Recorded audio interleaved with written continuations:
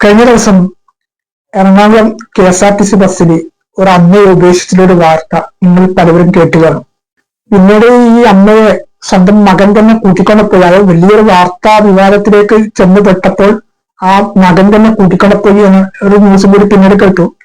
ഇവിടെ ഈ രീതിയിൽ ഉപേക്ഷിക്കപ്പെടുന്ന നിരവധി മാതാപിതാക്കൾ നമ്മുടെ സമൂഹത്തിലുണ്ട്.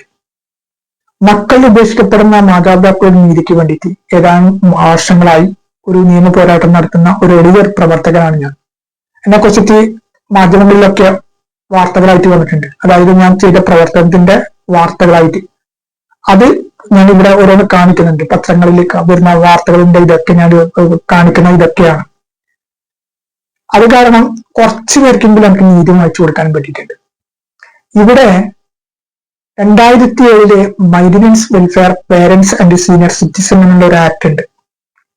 ഈ ആക്ട് പ്രകാരം മാതാപിതാക്കൾ ഈ രീതിയിൽ ഉപേക്ഷിക്കുകയോ അല്ലെങ്കിൽ ക്രൂരത ചെയ്യുകയോ ഒക്കെ ചെയ്യുന്ന മക്കൾക്കെതിരെ ശക്തമായ നിയമ നടപടി എടുക്കാമെന്നാണ് വ്യവസ്ഥ. ഇന്ത്യയിൽ വെച്ച് നോക്കുമ്പോൾ ഏറ്റവും കൂടുതൽ വൃദ്ധസദനങ്ങൾ പ്രവർത്തിക്കുന്ന സംസ്ഥാനം നമ്മുടെ കൊച്ചു കേരളമാണ്. അതായത് സാക്ഷരതയിലും സംസ്കാരത്തിലും മറ്റുള്ള സംസ്ഥാനങ്ങളെ അപേക്ഷിച്ച് നോക്കുമ്പോൾ ഏറ്റവും മുൻപന്തിയിലാണെന്ന് ഈ കൊച്ചു കേരളത്തിലാണ് ഇന്ത്യയിൽ വെച്ച് ഏറ്റവും കൂടുതൽ വൃദ്ധസദനങ്ങൾ പ്രവർത്തിക്കുന്നത് എന്നത്.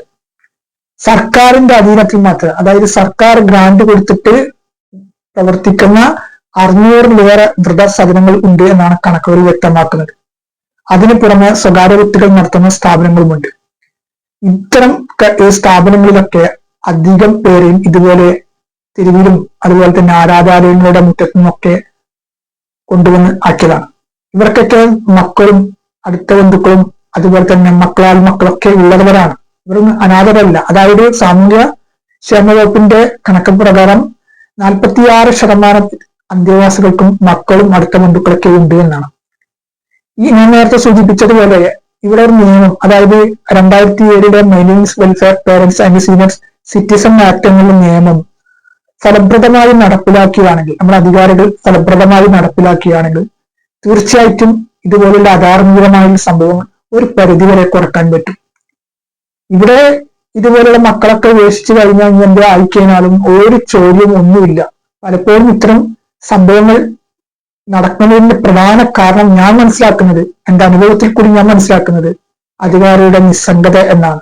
ഈ കാര്യത്തിൽ അധികാരികൾ കാണിക്കുന്ന ഒരു നിസ്സംഗത, അതായത് ഇത്തരം മക്കളെ മാതൃകപരമായിട്ട് ശിക്ഷിക്കുകയോ അവർക്കിടെ നടപടി എടുക്കുകയോ ഒന്നും ചെയ്യാതെ ഇരിക്കുന്നത് കൊണ്ടാണ് ഇതുപോലെയുള്ള സംഭവങ്ങൾ നമ്മുടെ സമൂഹത്തിൽ വർദ്ധിക്കുന്നതിന് പ്രധാന കാരണം.